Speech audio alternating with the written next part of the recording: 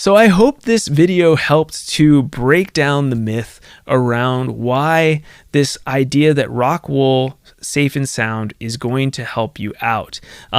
I do want to say that, for those of you using a typical wall, if you're going to go from no insulation to having insulation, yes, it's going to be a huge difference in the quality of the difference. If you're going to go from like an old insulation that's been in there for a long time and may have settled and created air pockets, that's also going to be better if you use Rockwool Safe N Sound to replace it. However, using something like Owens Corning pink insulation will have typically the same effect as Rockwool Safe N Sound, according to all this research that I've done.